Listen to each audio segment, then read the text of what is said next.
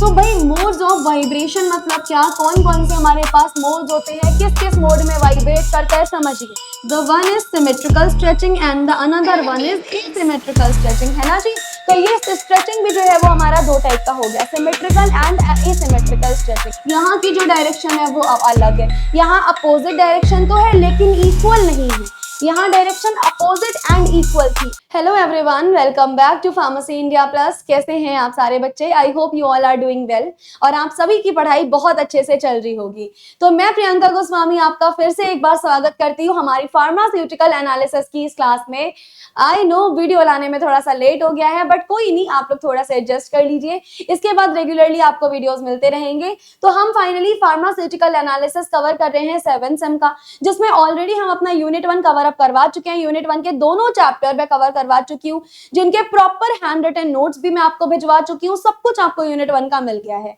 अब हम finally unit 2 कर रहे हैं। यूनिट 2 हमारे पास थी आईआर स्पेक्ट्रोस्कोपी। आईआर स्पेक्ट्रोस्कोपी का आज एक हम बहुत इंपॉर्टेंट पोर्शन करने जा रहे हैं, that is modes of vibration. अब मोड्स ऑफ वाइब्रेशन क्या होता है, यहाँ क्या देखेंगे मैम, यहाँ हम देखते हैं कि डिफरेंट डिफरेंट जो हमारे मॉलिक्यूल्स होते हैं वो किस किस तरीके से वाइब्रेट कर सकते हैं, किन किन मोड्स में उनका वाइब्रेशन पॉसिबल हो सकता है, क्या क्या बेसिकली उनमें वाइब्रेशन के मोड्स रहने वाले हैं। ये सारी चीजें हम आज के लेक्चर में देखेंगे। और आज का लेक्चर बेटा इंपॉर्टेंट भी होने वाला है, क्योंकि at the end of this lecture आपका एक लॉन्ग क्वेश्चन पूरा का पूरा प्रिपेयर हो चुका होगा। ज्यादातर चांसेस है कि यहाँ से लॉन्ग क्वेश्चन पूछा जाएगा, नहीं तो शॉर्ट भी पूछा जा सकता है। तो आपका ये मोड्स ऑफ वाइब्रेशन से लॉन्ग शॉर्ट कैसा भी क्वेश्चन पूछा जा सकता है, काफी ज्यादा चांसेस है इनको पूछे जाने की। और ये काफी इंपॉर्टेंट टॉपिक भी रहता है आपका आईआर से। अगर आपको इसके पीडीएफ चाहिए, इसके हैंड रिटन नोट्स की पीडीएफ चाहिए, तो उसके लिए आपको व्हाट्सएप या फिर टेलीग्राम चैनल ज्वाइन करना पड़ेगा। अगर आप इस चैनल पर नए हो या फिर अगर आप पहली बार ये वीडियो को देख रहे हो, तो बेटा हमारी जितनी भी रिसेंट लेक्चर्स होंगे या जितने भी ओल्ड लेक्चर्स हैं, सभी लेक्चर्स के हैंड रिटन नोट्स की पीडीएफ हम आपको साथ के साथ व्हाट्सएप या टेलीग्राम पे प्रोवाइड कर देते हैं। तो आपको कोई भी लेक्चर देखना हो, किसी भी सब्जेक्ट का कोई भी लेक्चर देखना हो, फैकल्टीज के जितने भी लेक्चर होंगे, सब आपको पीडीएफ मिल जाएंगे यहीं पर व्हाट्सएप या टेलीग्राम पर। ज्वाइन कैसे करना है, इसी वीडियो के नीचे जाइएगा, वीडियो के डिस्क्रिप्शन बॉक्स में लिंक दिया है, व्हाट्सएप टेलीग्राम ज्वाइन कर लीजिएगा। उसके अलावा अगर अभी तक आपने हमारी app pharmacy India mobile app download नहीं करी है बेटा, तो इस ऐप को भी डाउनलोड कर लीजिएगा, क्योंकि जितनी भी जॉब रिलेटेड अपडेट्स होती हैं, जितनी भी आपके एग्जाम ओरिएंटेड अपडेट्स होती हैं, वो सबसे पहले उनकी नोटिफिकेशन आपको मिलेगी फार्मेसी इंडिया मोबाइल ऐप पर ही। चाहे गवर्नमेंट जॉब हो, चाहे प्राइवेट जॉब हो, कोई सा भी जॉब नोटिफिकेशन हो, सबसे पहले फार्मेसी इंडिया मोबाइल ऐप पर मिलना है। इसके अलावा अगर आप किसी कॉम्पिटिटिव एग्जाम की तैयारी करना चाहते हो और उस एग्जाम की तैयारी के लिए आपको चाहिए सिलेबस, आपको चाहिए प्रीवियस ईयर पेपर, तो वो सब कुछ आपको फ्री ऑफ कॉस्ट मिल जाएगा यहाँ फार्मेसी इंडिया मोबाइल ऐप पर। इसके अलावा आप जो भी बच्चे नए आए हैं, आप लोग अपने क्लास ग्रुप में अपने जूनियर्स को, अपने सीनियर्स को जरूर से चैनल रिकमेंड करिएगा, क्योंकि यहाँ पर हर एक सेमेस्टर की क्लासेस अवेलेबल हैं। हर एक सेमेस्टर यहाँ पर चल रहा है और जो सेमेस्टर भी स्टार्ट नहीं हुआ है वो बहुत ही जल्दी स्टार्ट होने वाला है। तो चलिए स्टार्ट करते हैं अपना आज का टॉपिक। और हमारा टॉपिक क्या है मैम? हमारा टॉपिक है मोड्स ऑफ वाइब्रेशन।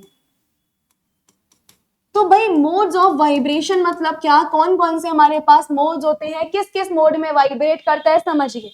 हमारे पास वाइब्रेट मॉलिक्यूल जो है बेटा वो क्या करेगा आईआर में? मैम आईआर में मॉलिक्यूल वाइब्रेट करता है। तो जिन अलग अलग मोड्स में हमारा मॉलिक्यूल वाइब्रेट करता है उनको क्या बोला जाता है मैम? उनको बोला जाता है modes of vibration.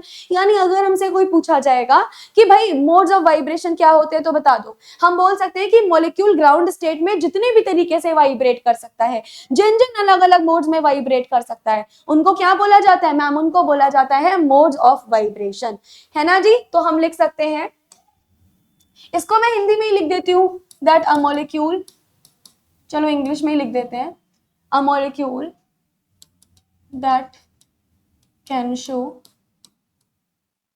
The vibration in different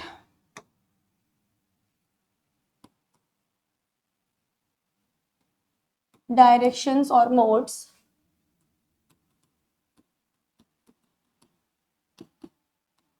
in its ground state. ये एक्सप्लेन करना बहुत जरूरी है कि ये ग्राउंड स्टेट में होता है।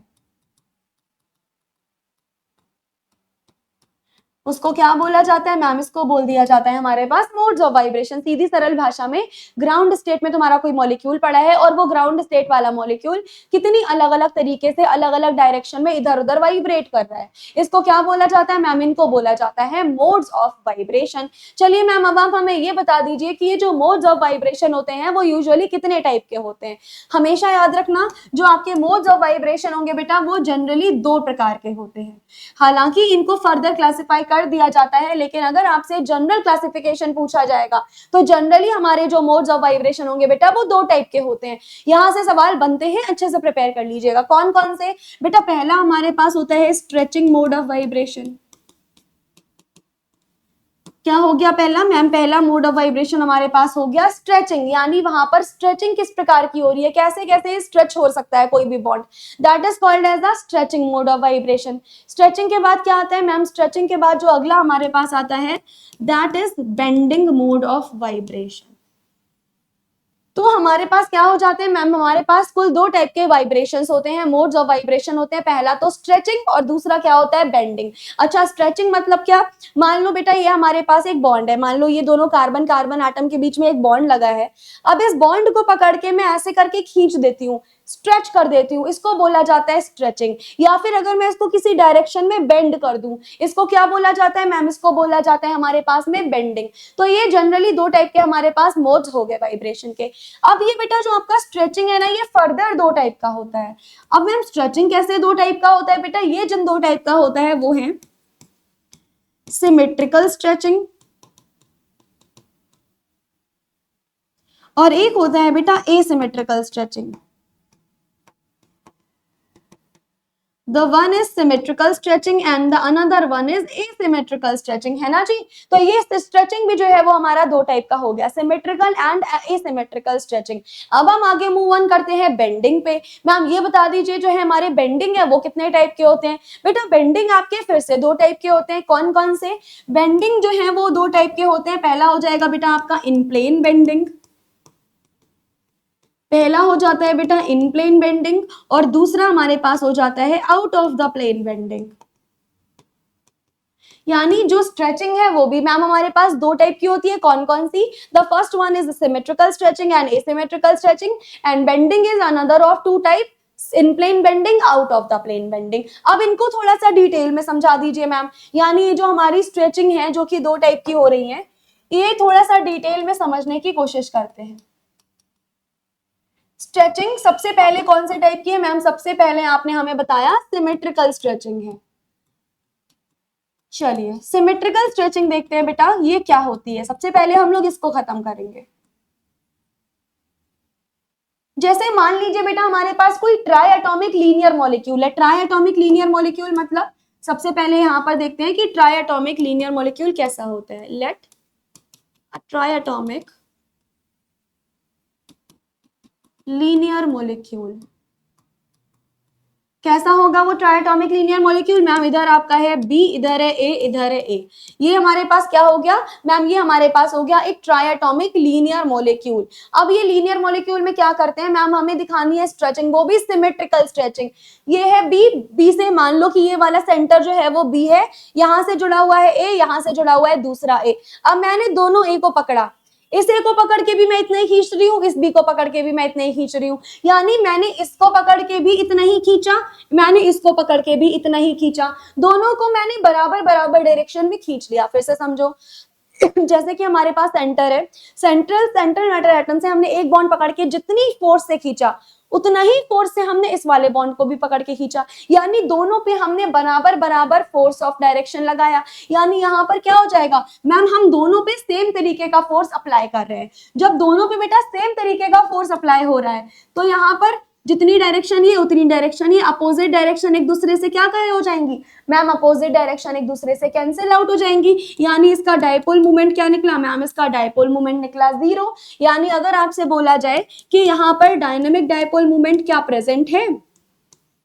मैम अगर डायपोल मोमेंट ही प्रेजेंट नहीं है तो डायनेमिक डायपोल मोमेंट भी कैसे प्रेजेंट हो सकता है? मैम वो प्रेजेंट ही नहीं है, तो मतलब जब जब हमारे पास में सिमेट्रिकल स्ट्रेचिंग हो रहा होगा तब तब वहां डायनेमिक डायपोल मोमेंट प्रेजेंट नहीं होगा, राइट। तो ये हमारे पास क्या हो गया मैम? ये सिमेट्रिकल स्ट्रेचिंग हो गया। जब दोनों बॉन्ड को पकड़ के बराबर खींचा, दोनों के खींचने की वजह से अपोजिट डायरेक्शन कैंसिल आउट हो गई और फाइनली यहाँ किसी प्रकार का कोई भी डायनेमिक डायपोल मोमेंट नहीं आया। इसको क्या बोला जाता है ma'am? This is called as the symmetrical stretching. समझ में आया? इसको हमने बोल दिया सिमेट्रिकल स्ट्रेचिंग। अब हम आगे देखते हैं, नेक्स्ट देखते हैं बेटा हम एसिमेट्रिकल स्ट्रेचिंग। अब मुझे ये बता दीजिए मैम, ये एसिमेट्रिकल स्ट्रेचिंग क्या होता है?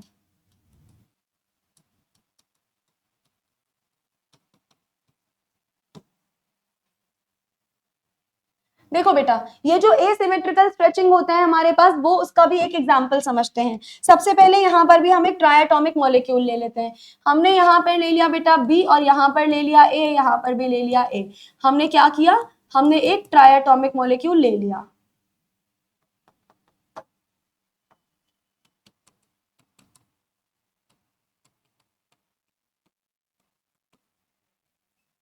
अब समझो ध्यान से, हमें क्या करवाना है यहाँ पर? मैम हमें अब एसिमेट्रिकल स्ट्रेचिंग करवानी है। अब एसिमेट्रिकल स्ट्रेचिंग मतलब क्या? मतलब मैम बीच में हमारे पास कोई सेंट्रल मेटल एटम है, इधर से तो आप पूरा खींच लो, लेकिन इधर से आप बस एकदम फूल सा छू दो इसको, बिल्कुल मत खींचो। इधर से आप इतना सा खींच लो कि इधर से पूरा खींच लो। यानी एक सिरे पे हमने बहुत ज्यादा ताकत लगा दी, एक सिरे पे हमने बिल्कुल भी ताकत नहीं लगाई, यानी दोनों पे हमने अलग अलग ताकत, अलग अलग फोर्स लगाया है। यानी कि लेट अस सपोज हमने क्या किया, हमने मैम इसको बिल्कुल एकदम लंबा सा खींच दिया, इस पे हमने कोई फोर्स ही नहीं लगाया, तो क्या हो जाएगा मैम? बी, इसको तो आपने लंबा सा खींच दिया, इस पे आपने कोई भी फोर्स नहीं लगाया। ये किस प्रकार का स्ट्रेचिंग हुआ मैम? ये हुआ एसिमेट्रिकल स्ट्रेचिंग, जिसमें से एक आपने एकदम फोर्सफुली खींच दिया, दूसरे पे आपने बिल्कुल भी फोर्स नहीं लगाया। यानी यहाँ की जो डायरेक्शन है वो लंबी है, वो अलग है, यहाँ की जो डायरेक्शन है वो अलग है। यहाँ अपोजिट डायरेक्शन तो है लेकिन इक्वल नहीं है। यहाँ डायरेक्शन अपोजिट एंड इक्वल थी, अपोजिट तो थी लेकिन इक्वल भी थी, opposite and equal distance cut गई। यहाँ पे मैम डायरेक्शन अपोजिट तो है लेकिन डिस्टेंस इक्वल नहीं है, यानी ये कैंसिल आउट नहीं होगी। अगर ये कैंसिल आउट नहीं होगी बेटा तो इसका डायपोल मोमेंट भी जीरो नहीं होगा, और अगर डायपोल मोमेंट जीरो नहीं होगा बेटा तो डायनेमिक डायपोल मोमेंट कैसा होगा मैम? फिर डायनेमिक डायपोल मोमेंट यहाँ प्रेजेंट होगा। डन। तो जब जब हम सिमेट्रिकल स्ट्रेचिंग की बात करेंगे वहां डायनेमिक डायपोल मोमेंट प्रेजेंट नहीं होगा, लेकिन जब जब मैम आप एसिमेट्रिकल स्ट्रेचिंग की बात करोगे वहां डायनेमिक डायपोल मोमेंट हमारे पास प्रेजेंट होगा। क्यों भाई प्रेजेंट होगा? क्योंकि मैम यहाँ अनइक्वल डिस्टेंसेस आ रही हैं, अलग अलग डिस्टेंसेस आ रही है, जिसकी वजह से यहाँ हमारा डायनेमिक डायपोल मोमेंट क्या हो गया मैम? यहाँ डायनेमिक डायपोल मोमेंट प्रेजेंट हो गया। डन। और ये बात हमेशा याद रखिएगा, मैं लिख देती हूँ यहाँ पर, if dynamic dipole moment is present, dynamic dipole moment is present, तब क्या हो जाएगा? and if dynamic dipole moment is absent, तब क्या हो जाएगा? बहुत ध्यान से समझिएगा बेटा, अगर आपका डायनेमिक डायपोल मूवमेंट प्रेजेंट है तो कोई भी मॉलिक्यूल हो जाए वो हमेशा आईआर एक्टिव मॉलिक्यूल ही रहेगा, चाहे कैसा भी हो जाए। अगर आपके पास में डायनेमिक डायपोल मूवमेंट प्रेजेंट है तो हमेशा वो मॉलिक्यूल रहना है आईआर एक्टिव। लेकिन अगर आपका डायनेमिक डायपोल मूवमेंट प्रेजेंट नहीं है किसी भी कंपाउंड में तो वो क्या हो जाएगा? हमेशा याद रखिएगा, तब वो हो जाएगा आईआर इनएक्टिव। डन। ये आपका क्या कहलाता है मैम? इसको बोलते हैं selection rule of IR spectroscopy. IR का सिलेक्शन रूल बहुत अच्छे से याद रखिएगा, अगर डायनेमिक डायपोल मूवमेंट प्रेजेंट है तो आईआर एक्टिव। जैसे यहाँ डायनेमिक डायपोल मूवमेंट प्रेजेंट था तो ये वाला मोड कैसा हो जाएगा मैम? ये मोड आईआर एक्टिव मोड होगा। डन। और सिमिलरली ये क्या हो जाएगा मैम? यहाँ डायनेमिक डायपोल मूवमेंट प्रेजेंट ही नहीं है। अब अगर यहाँ डायनेमिक डायपोल मूवमेंट ही नहीं प्रेजेंट है तो ये मोड कैसा हो जाएगा मैम? ये मोड हो जाएगा हमारे पास IR inactive mode of vibration. बता दीजिए बेटा, क्या इतना समझ आया? हमने कैसे निकाला आईआर एक्टिव मोड, कैसे निकाला आईआर इनएक्टिव मोड, यहां से एक बार देख के क्या इतना समझ में आया? हमें क्या मिल रहा है मैम? यहाँ पर we have observe that different bonds are having different strength. यहाँ पर मैं ये चीज लिख देती हूँ।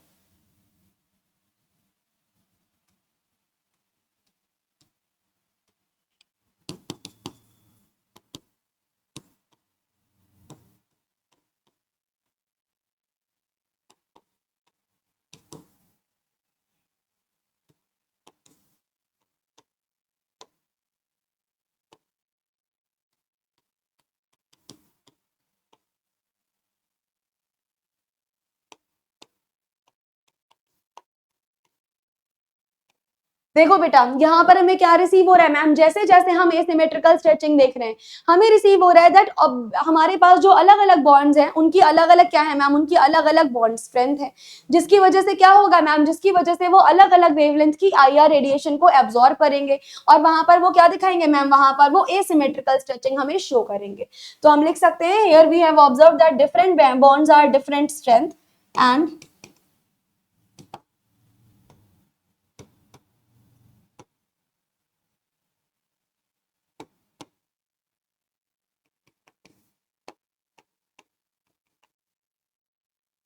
और ये क्या हो गए मैम, ये बेसिकली डिफरेंट डिफरेंट तरीके के हमारे पास आईआर रेडिएशंस को एब्जॉर्ब करेंगे। डन, तो ये हो गया एसिमेट्रिकल स्ट्रेचिंग। ये कैसा मोड होता है मैम, ये जो है हमारे पास आईआर एक्टिव मोड है, जबकि इसके पहले वाला जो हमने मोड देखा था वो कैसा हुआ करता था मैम, वो आईआर एक्टिव नहीं था, वो हमारे पास IR inactive mode of vibration हुआ करता था। आई थिंक इतनी सारी चीजें आपको बेटा बहुत अच्छे से क्लियर हो चुकी हैं। डन, तो हमारे पास ये सारी चीजें हमने देख ली। अब हम आगे मूव ऑन करते हैं। अब मैम आप बेंडिंग के बारे में तो बता दीजिए, आपने स्ट्रेचिंग के बारे में तो सारी चीजें हमें बता दी, अब आप बता दीजिए ये बेंडिंग का क्या सीन होता है। बेटा बेंडिंग जो है वो हमारे पास दो टाइप की होती है, मैंने आपको बताया था। कौन कौन से दो टाइप की? पहली होती है मैम आपकी इन प्लेन बेंडिंग, और दूसरी कौन सी होती है बेटा, दूसरी आपके पास होती है out of the plane bending, है ना। और इन्हीं दोनों बेंडिंग मोड्स ऑफ वाइब्रेशन के बारे में हमें बात करनी है कि भाई इन प्लेन में क्या होता है, आउट ऑफ द प्लेन में क्या होता है, हमें मैम कैसे पता चलेगा। बहुत ध्यान से सुनिए। लेट अस सपोज हमारे पास कोई फिर से ट्राइएटॉमिक मॉलिक्यूल है, हमारा एक मोड है ए, और यहाँ पर देखो दूसरा मॉलिक्यूल ये इस तरीके के लगे हैं, यहाँ पे लगा है ए, इधर लगा है बी, इधर भी लगा है बी। ठीक है जी, अब बहुत अच्छे से समझना। अब अगर ये जो बी लगा है ये, इसको मैंने नीचे की तरफ बैंड कर दिया कुछ इस तरीके से, अगर मैं इसको नीचे की तरफ बैंड करती हूँ तो इस वाले बी को मैंने ऊपर की तरफ बैंड कर दिया, यानी दोनों बी को मैंने अपोजिट अपोजिट डायरेक्शन में बैंड कर दिया। या मैं ऐसा भी कर सकती हूँ कि इसको ऊपर की तरफ कर दूं, इसको नीचे की तरफ कर दूं, यानी मैंने यहाँ पर क्या किया है, मैंने यहाँ पर अपोजिट डायरेक्शन में दोनों को बैंड किया है। क्या किया मैंने मैम, यहाँ पर आपने अपोजिट डायरेक्शन में दोनों को बेंड किया है। तो बेटा बहुत ध्यान से समझना, अगर हम इन दोनों को अपोजिट अपोजिट डायरेक्शन में बेंड करते हैं, मतलब एक अगर ऐसे डायरेक्शन में जा रहा है, तो मैं एक और पेन लेके समझाती हूँ आपको। पेन पेन पेन, रुको बेटा 1 मिनट समझाती हूँ। देखिए हमने कैसे समझाया, एक हमारे पास अगर इस डायरेक्शन में जा रहा है ऊपर की तरफ और एक जा रहा है नीचे की तरफ, ऐसे समझ लो। इस तरीके से एक ऊपर की तरफ जा रहा है, एक नीचे की तरफ जा रहा है। क्या ये आपको थोड़ा थोड़ा सिजर की तरह नहीं लग रहा, थोड़ा थोड़ा सिजर की तरह नहीं लग रहा, इनका वाइब्रेशन भी होगा, मतलब कंटिन्यूअसली ऐसे मूव भी करते रहेंगे। इसको क्या बोलेंगे, इस पर्टिकुलर मोड ऑफ वाइब्रेशन को, जब दोनों बी की डायरेक्शन अपोजिट अपोजिट होगी, इसको मैम बोला जाएगा सिजरिंग। इस मोड को क्या बोला गया मैम, ये पर्टिकुलर हमारे पास मोड कहलाएगा सिजरिंग। यहां से सवाल बनने के चांसेस हैं बेटा। यानी जब हमारे पास दोनों अपोजिट डायरेक्शन में बेंड होंगे, तब तब इसका क्या हो जाएगा मैम, तब तब ये हो जाएगा सिजरिंग। बेटा अगर अभी अपोजिट डायरेक्शन में बेंड ना हो, यानी ये देखो ये है हमारे पास बी, मैंने इन दोनों को सेम डायरेक्शन में बेंड कर दिया, दोनों को नीचे की तरफ बेंड कर दिया, या फिर मैं ऐसा भी कर सकती हूँ कि दोनों को मैंने ऊपर की तरफ यानी इस डायरेक्शन में बेंड किया। अगर मैं इन दोनों को सेम डायरेक्शन में बेंड करती हूँ तो इसको क्या कहते हैं, लिख लेते हैं। अगर हमने सेम डायरेक्शन में बेंड किया है, इसको क्या बोला जाता है मैम, अगर आप सेम डायरेक्शन में बेंड कर रहे हो ना, इसका नाम होता है रॉकिंग। क्या नाम होता है इसका मैम, इसका नाम हो जाएगा रॉकिंग। ये बात याद रखिएगा बेटा। डन, अगर सेम डायरेक्शन में हमने किया तो रॉकिंग। तो ये हमारे पास हो गया in plane bond bend of vibration, यानी इन प्लेन हमारे पास बेंडिंग आ गई, जो कि दो टाइप की थी। अपोजिट डायरेक्शन में करेंगे तो सिजरिंग, जैसे सिजर चलती है, अगर सेम डायरेक्शन में करेंगे तो रॉकिंग हमारे पास हो जाएगा। डन, फिर अब आता है आउट ऑफ द प्लेन। भैया आउट ऑफ द प्लेन कैसे करना है ये बता दीजिए। समझिए बेटा, वापस समझिए, ए है आपके पास, अगर ये है बी और ये है बी, मैं इसको बेटा अबव द प्लेन घुमाती हूँ, मैं इसको अबव द प्लेन रोटेट कर देती हूँ, यानी बेंड कर देती हूँ, लेकिन इसको मैं बिलो द प्लेन बेंड कर देती हूँ, या फिर मैं इसको बिलो द प्लेन बेंड कर देती हूँ और इसको मैं अबव द प्लेन बेंड कर देती हूँ। यानी इनके बेंड की डायरेक्शन कैसी है मैम, अपोजिट है, लेकिन आउट ऑफ द प्लेन है। इसका मतलब क्या होता है बेटा, मैं आगे दिखा देती हूँ तुमको। जब जब मैं ऐसे वाला बनाऊंगी इसका मतलब पता है क्या होता है, इसका मतलब होता है वेज, इसको बोला जाता है वेज, और वेज का मतलब होता है अबव द प्लेन, ठीक है। और हमारे पास अगर बेटा मैं बनाती हूं ये, इसका क्या मतलब होता है मैम, इसको बोला जाता है डैश, और इसका मतलब होता है बिलो द प्लेन। ये जो हमने बनाया this is called wedge, wedge मतलब अबव द प्लेन, ये जो है डैश, डैश मतलब बिलो द प्लेन। अगर हमने एक अबव और एक बिलो किया, या एक बिलो और एक अबव किया, ये कैसे हो गया मैम, ये हो गई हमारे पास अपोजिट डायरेक्शन, है ना जी। और अपोजिट डायरेक्शन में है तो देखो पहले मैं लिख देती हूँ, इनको क्या बोलेंगे, ये मैम हमारे पास आपने अपोजिट डायरेक्शन में जो है ना इनको बेंड कर दिया और out of the plane bend किया, इनको क्या बोला जाएगा मैम, इसको बेसिकली बोला जाता है ट्विस्टिंग, ठीक है जी। क्या बोलेंगे इसको ma'am, this is called as a twisting. जब इसको अपोजिट डायरेक्शन में किया था सिजरिंग बोला, क्योंकि ये प्लेन में था, ये अपोजिट प्लेन में है, जैसे कि ऐसे करके हमने ट्विस्ट कर दिया अपोजिट डायरेक्शन में, this is called as twisting. लेकिन एक और हमारे पास फिनोमिना हो सकता है कि मान लीजिए ये ए है, ये दोनों कंपाउंड बी है, हमने इसको भी above the plane basically rotate किया, अरे यार, है ना, इसको भी हमने अबव द प्लेन रोटेट किया, या फिर हमने इसको भी बिलो द प्लेन रोटेट किया और इसको भी बिलो द प्लेन बेंड किया। तो या तो अबव या तो बिलो, अगर हम ऐसे कर रहे हैं तो ये क्या हो रहे हैं मैम, अब आप कर रहे हो यहाँ पर सेम डायरेक्शन में, कैसे कर रहे हो मैम, अब आप कर रहे हो सेम डायरेक्शन में, इसको क्या बोल दिया जाता है मैम, इसको बोल दिया जाता है वैगिंग, याद रखिएगा, क्या बोलते हैं इसको मैम, इसको बोल दिया जाता है हमारे पास में वैगिंग। तो ये कौन सा मोड हो गया, ये हो गया ma'am waging mode of vibration. और यहाँ पर याद रखना, ये जितने भी तुमने बेंडिंग पढ़ रखे हैं, हमेशा ये सारे के सारे मॉलिक्यूल जो है इन सभी का डायपोल मोमेंट जीरो नहीं होगा, यानी ये सभी के सभी आईआर एक्टिव मोड्स होने वाले हैं।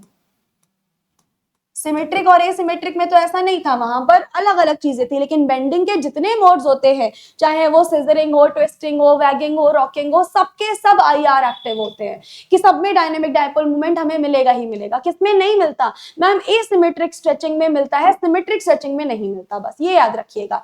तो ये हमारे पास क्या हो गया मैम, ये आपने बता दिया हमारे पास मोड्स ऑफ वाइब्रेशन कब, अगर आप बेसिकली इन प्लेन या आउट ऑफ द प्लेन करते हो तब, है ना जी। अब एक बार मैं जरा रिकैप दे देती हूँ, हमने क्या क्या कवर अप किया मैम, आपने बेसिकली मोड्स ऑफ वाइब्रेशन के बारे में हमें बताया। मोड्स ऑफ वाइब्रेशन जनरली दो टाइप के होते हैं, स्ट्रेचिंग और बेंडिंग। स्ट्रेचिंग भी फर्दर दो टाइप के होते हैं, सिमेट्रिकल और एसिमेट्रिकल। बेंडिंग भी फर्दर दो टाइप के होते हैं, in plane, out of the plane, ठीक है। सिमेट्रिकल स्ट्रेचिंग मैंने पूरा एग्जांपल करके आपको दिखा दिया है, यहाँ डायनेमिक डायपोल मूवमेंट मैम होता नहीं है, जबकि एसिमेट्रिकल स्ट्रेचिंग में मैम डायनेमिक डायपोल मूवमेंट होगा, यानी कि ये कैसा हो जाएगा मैम, ये IR active mode of vibration हो जाएगा। डन। उसके बाद हमने क्या देखा मैम, उसके बाद बेसिकली आपने बेंडिंग के बारे में बताया। बेंडिंग याद रखना है, in plane opposite direction scissoring, same direction rocking, out of the plane opposite direction twisting, same direction wagging. ये सारे के सारे क्या होंगे मैम, ये सब के सब हमारे पास में IR active mode of vibration रहने वाले हैं। उसके अलावा जिनमें भी डायनेमिक डायपोल मूवमेंट होगा वो आईआर एक्टिव रहेंगे,